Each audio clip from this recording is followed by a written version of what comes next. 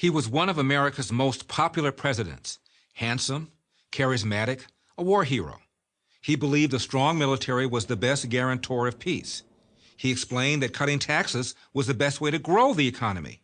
He firmly opposed racial quotas and was horrified by the idea of unrestricted abortions.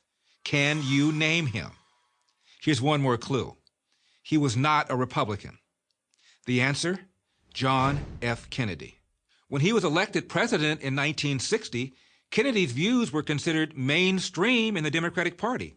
But while the Kennedy name is still revered by the Democrats today, the policies he espoused are not.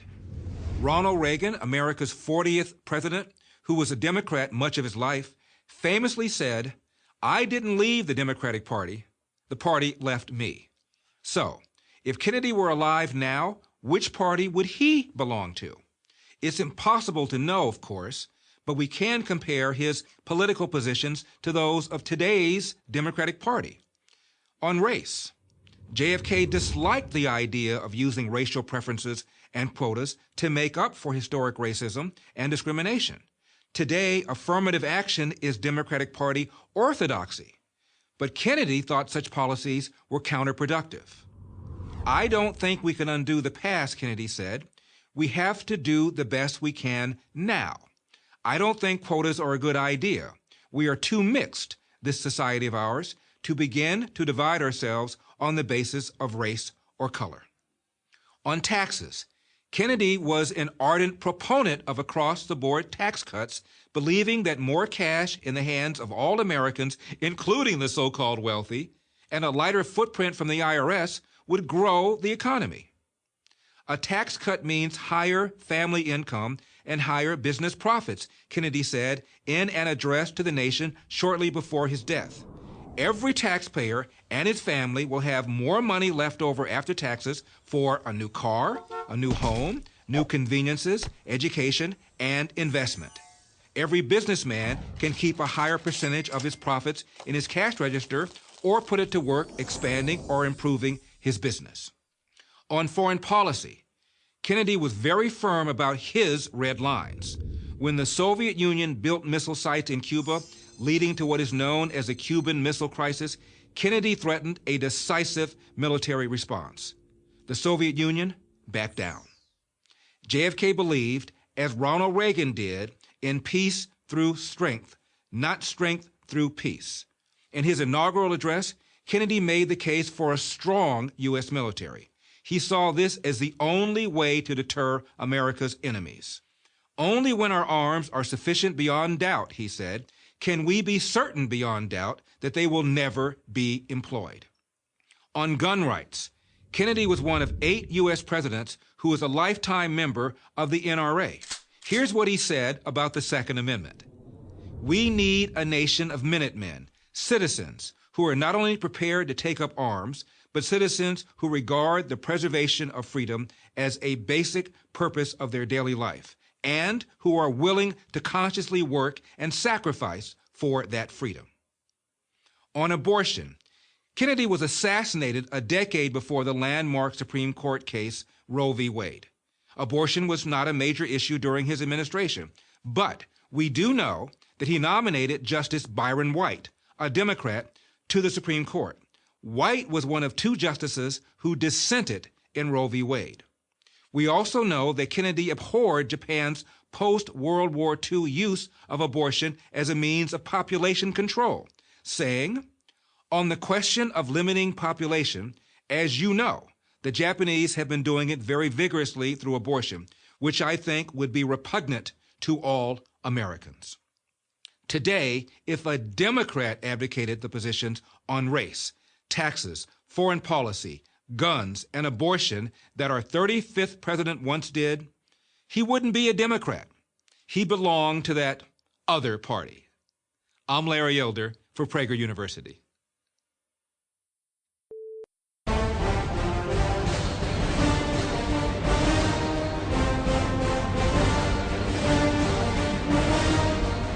Hi, everybody, and welcome back to the Dennis Prager Show. I'm going to go straight to my guest.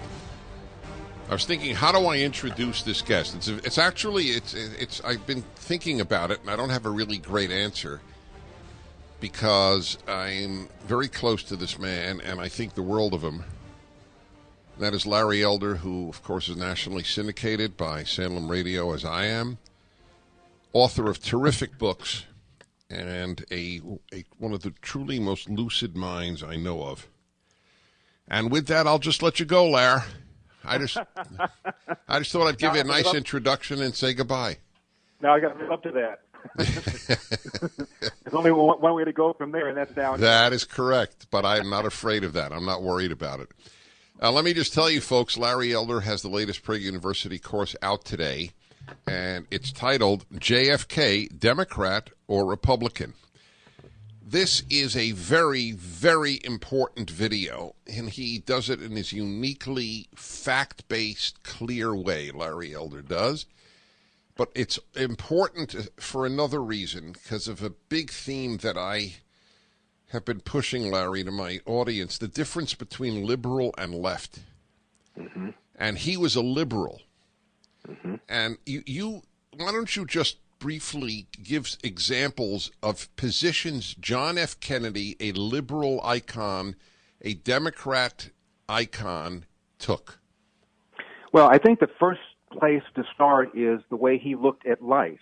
And Kennedy once famously said, life is unfair. And it's as simple a proposition as that sounds, that is not a proposition that I think the left embraces right now. One of Obama's campaign themes the last time around was to deal with, quote, inequality, close quote. Kennedy felt, he also said this, a rising tide lifts all boats. Today that would be denounced as trickle-down economics. This is a man who pushed for a very, very deep a tax cut, far deeper than the tax cut that George W. Bush pushed. And he argued that for every dollar that business people don't have to pay in taxes, they use for plant, equipment, and investment and creating a brand new job. He literally mouthed exactly the ideology of Ronald Reagan when Ronald Reagan pushed his tax cuts. So on taxes, he was very supply side, which is not a term that was used back then, but that's exactly what he articulated. On guns, this guy was a hunter. He was an avid Second Amendment guy and frequently talked about the importance of the Second Amendment that is a guarantee to prevent a government from becoming a tyranny. On abortion, while abortion in the 1960 election, Dennis, was not a prominent issue, there's every reason to believe that he was staunchly pro-life. His sister, Eunice, certainly was. And there was a letter to a constituent that Ted Kennedy once wrote in 1971 where he talked about his personal feeling that legalization of abortion on demand is not consistent with our values as Americans.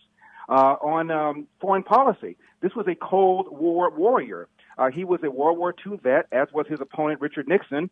And if you look at the famous debates, those three debates, they were almost kind of boring, Dennis, in the sense that there were very little differences between the two of them in the areas of foreign policy. If anything, Kennedy was more hawkish than Nixon, arguing that there was a missile gap between us and the Soviet Union, an argument that frankly turned out to be pretty phony. But here you have a Democrat being more hawkish than the Republican. So on guns, on taxes, on foreign policy, on abortion, even on racial preferences, while the term affirmative action was not in vogue then, there was an interview that JFK gave to U.S. News and World Report, and he was asked, do you think that we ought to have some sort of way of making black people catch up, using some sort of preferences? And he said no.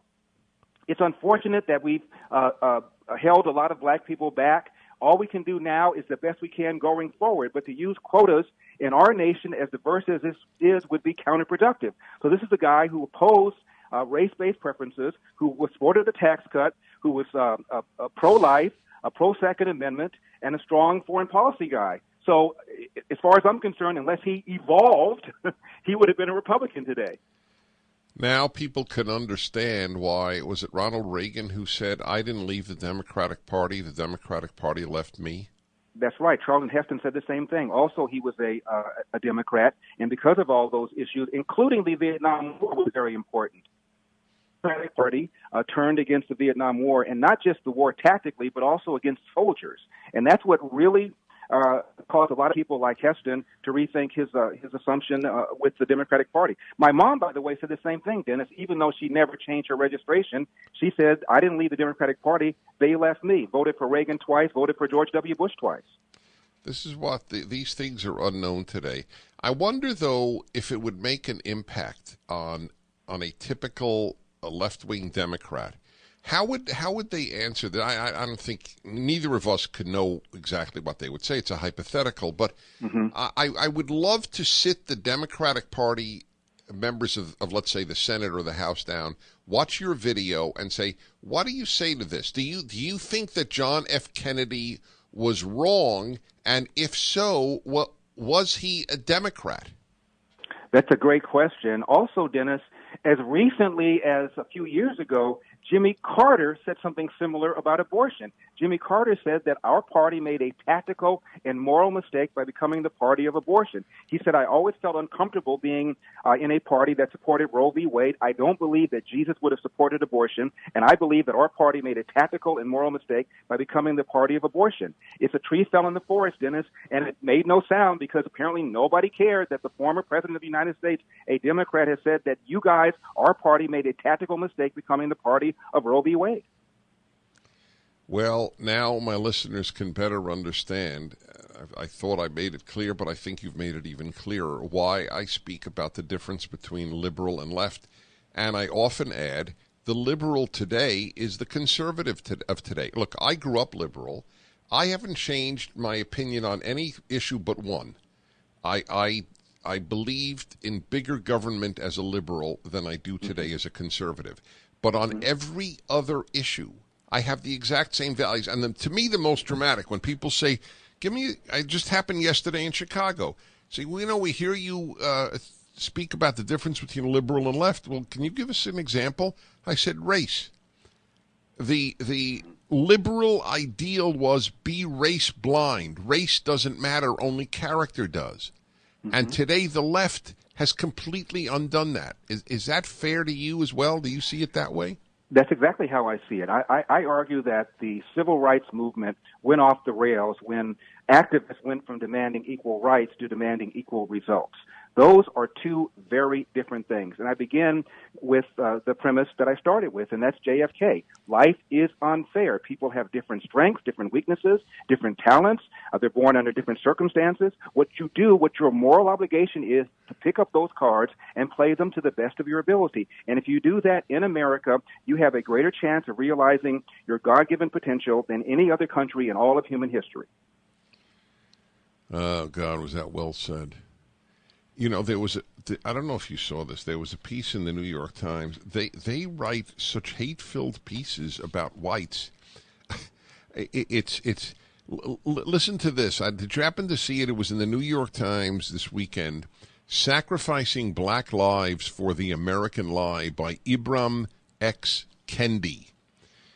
And he writes here, the deeper answer is that black death matters.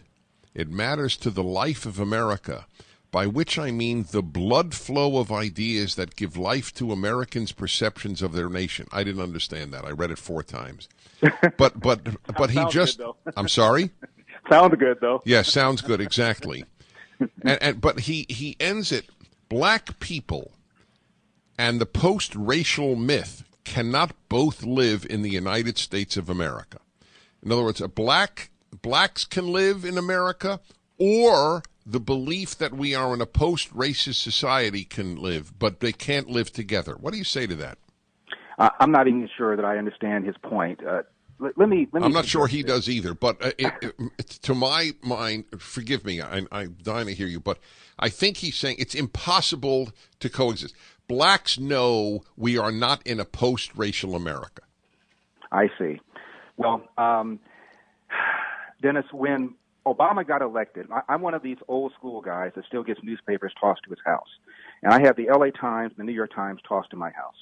And they had a full-page, front-page, color photographs of black parents holding their little children, saying things like, now for the first time, I can truly tell my child and be honest with him or her that if you work hard, you can be all you can be in America. Now I can truly tell my kid this and be honest when I said it. And I said to myself, my goodness, what would they have said if Obama had lost? I always thought that I could be all I could be. My mother told me that when I was 7 years old, that I could be president if I wanted to be that. And this attitude that we are under siege, that we are living behind enemy lines, is a very counterproductive attitude that a lot of black people have. NPR, Dennis, just... All right, hold on with that, Larry. Hold on. Go as well, mark down, folks, to watch his latest video with PragerU about John F. Kennedy. Was he a Republican or a Democrat? 1-8-PRAGER-776. Larry Elder is my guest. That's right, AMAC. Where was it? Where did I just... Where is it? Remember we heard somebody describing AARP? Who was that? It's so important that you be aware of that. Betsy McCaughey, exactly. Former Lieutenant Governor of New York. She really thinks that they're really the opposition to traditional values in America, conservative values. There's an alternative. You're going to join something when you turn 50. So it should be AMAC. That's the whole point of this. And it's got everything. It's got the best benefits and discounts, from health insurance to hotels to restaurants. Go to my website, look for the banner ad, or call 888-262-2006. It's easy, 888-262-2006. Or just go to the AMAC banner at DennisPrager.com. I'm speaking with Larry Elder, my colleague, my friend, the talk show host, nationally syndicated now with Salem, and he has the course coming out today with PragerU.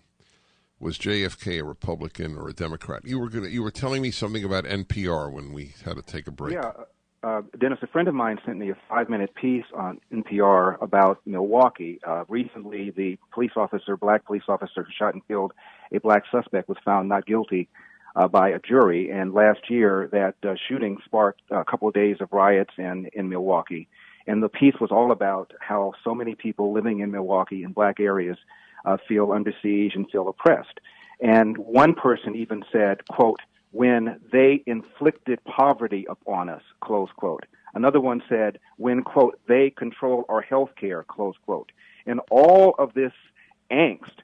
And Dennis, I listened to the whole thing several times, and one big thing was completely left out of this piece. President Obama once said, a child raised without a father is 5 times more likely to be poor, 9 times more likely to drop out of school, and 20 times more likely to end up in prison. Now, think tanks like Heritage Foundation have long since said that, but to have Obama say it confirms that even people who are leftists like Obama recognizes the damage done to kids when they're raised without fathers. Now, right now in the country, 73% of black kids are born without a father in the home. 40% of all Americans are born without a father in the home, 25% of whites, 50% of blacks.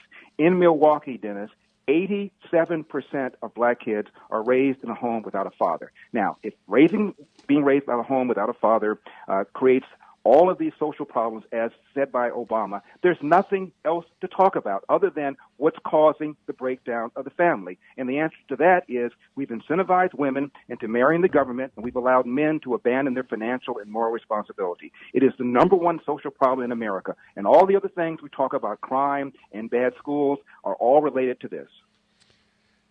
I have a theory, but I don't want to say it right now. I want to hear your theory. I do believe that right now there is a greater animosity toward America and toward white America in black life than at any time in my adult life.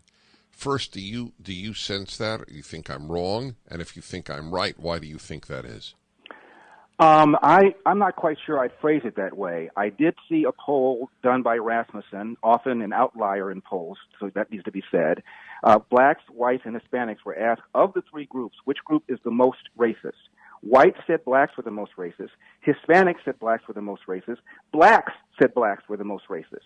There is a hostility that one would have thought the election of Obama and the re-election of Obama would have made go away. That has not gone away. And it's this us against them kind of mentality. I call it a victocrat mentality, a Black Lives Matter kind of mentality. The white man's up against us. The police are against us, even though the data shows otherwise. The Washington Post looked at police killings in 1960 and 2015. There were 965 of them. 250 were black. And only 4% of that number were black males being killed by unarmed black male killed by a white cop. Less than 4% of that total. And Dennis, 500 of them were white. I defy you to name one of them. The answer is you probably can't because the media doesn't care. Only if it's a black person being killed by police officers does the media care. I was in Fresno last year. A few weeks earlier, a 19-year-old white guy had been killed by the police, unarmed, gas station. He was told to get out of the car. He made a move. The officer thought he went for his gun, shot him. It was a one-day story on CNN. After that, it was gone. Had that been a black person, he'd be added to the litany of black people whose names we know, whether it's Eric Gardner or Freddie Gray or Michael Brown or Trayvon Martin. You name them, that would have been another name. But if it's a white person, as my mom used to say, it's just another dead fly. Yeah, your mother had a colorful way of speaking. All right, so in effect, what you said does support my theory. So I want to go even deeper on this. I just came back. I was in Chicago yesterday. I was there for the weekend. Almost every interaction at the airport, both my flights, my flight attendant was a young black woman.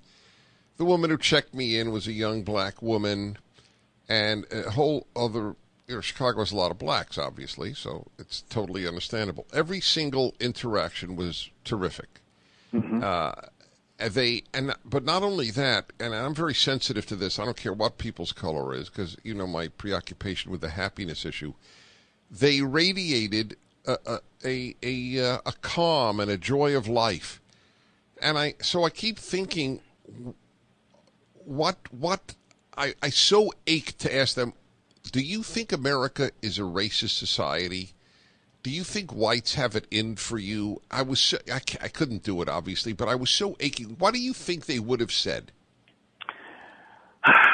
I think they probably would have said that they still feel that blacks are victims of institutional or structural or systemic racism. That those are expressions that black people have been trained, in my opinion, to recite almost without thinking them through.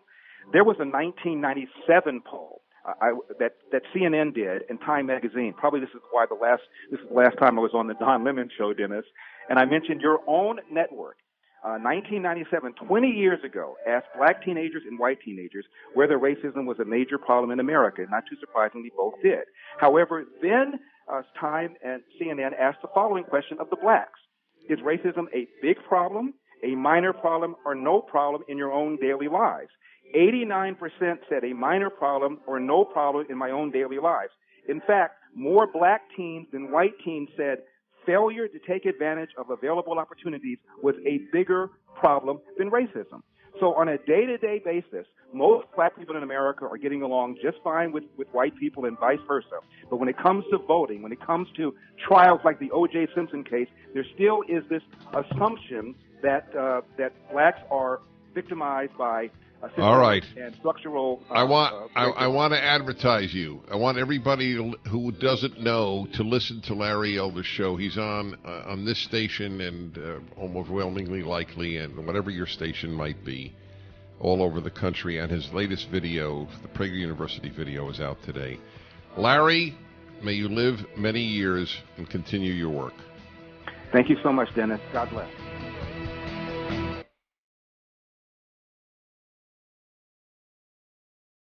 Pragertopia. People like that because they get to hear the show anytime they want, download it, keep it commercial free, can hear the whole show in a lot less time. Pragertopia.com. Try it out for a grand total of 99 cents.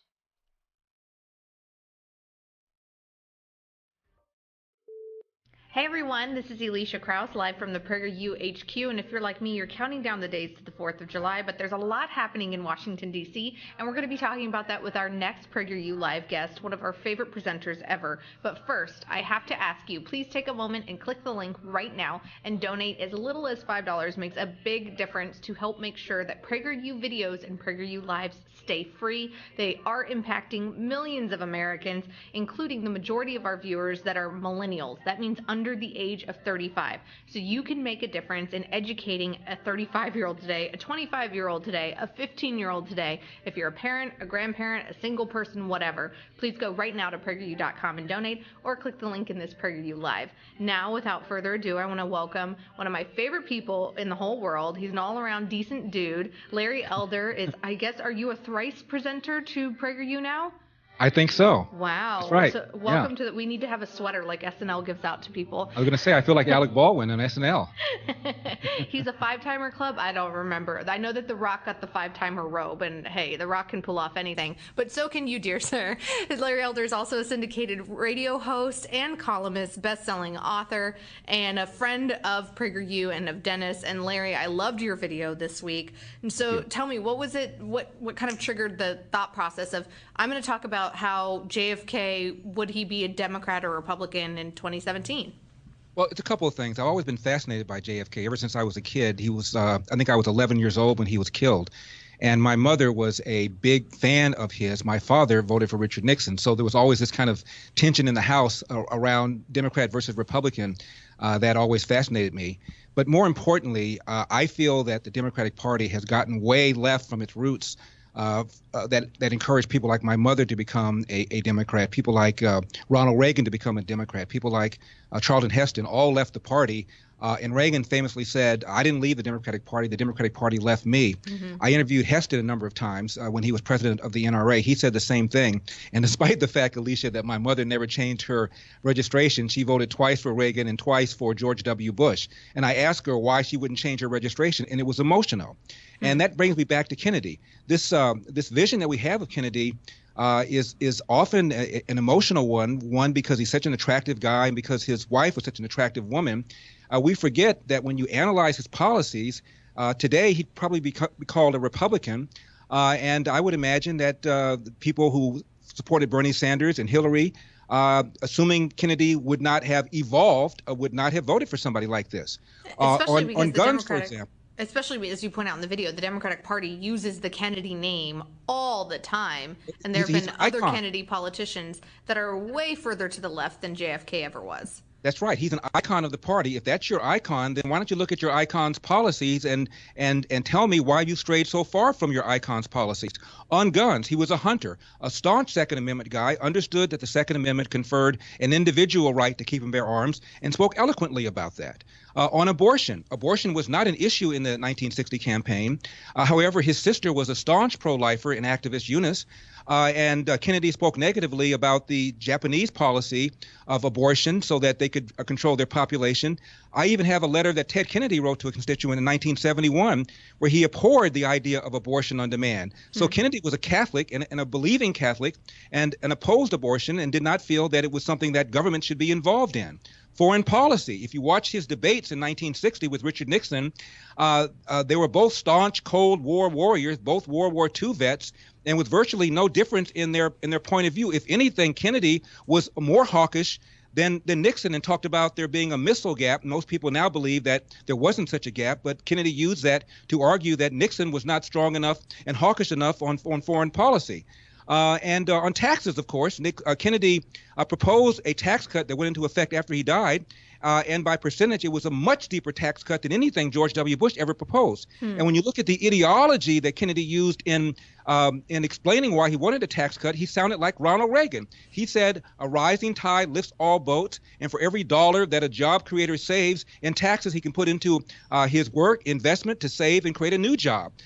It sounded like a supply side guy, even though that term was not in vogue at the time. So for all those reasons, in my view, unless Kennedy dramatically changed his point of view, he would have been a Republican. So you also point out that in another way he's similar to Ronald Reagan because he had kind of like the trust but verify and strength, showing military strength specifically. He historically had to deal with the Bay of Pigs invasion and the Cuban Missile Crisis. Well, that's right. And by the way, on those two issues, I once had a pretty raucous interview with Chris Matthews, who wrote a book about JFK and talked about the two major events in JFK's life, or at least the two events that most of us think about, and that is the PT-109 incident and the Cuban Missile Crisis. And in both those cases, you need to put a real asterisk next to his name.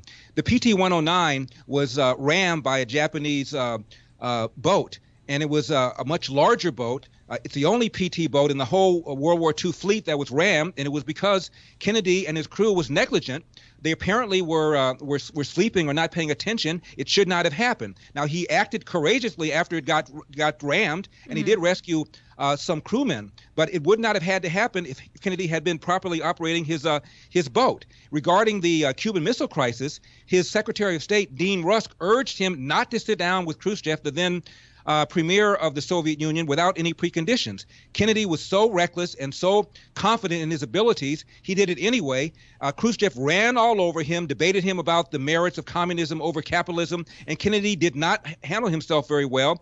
Khrushchev sized him up as a rookie, decided to put missiles in Cuba, but for his assessment that Kennedy was weak, he would not have done that. And I agree that Kennedy handled the Cuban Missile Crisis with expert diplomacy and tactically got the missiles out without there being a thermonuclear war. But he basically caused the crisis in the first place, not unlike the way he caused the PT-109 daring rescue in the first place. Interesting. Thanks so much for tuning in today. I'll see you tomorrow.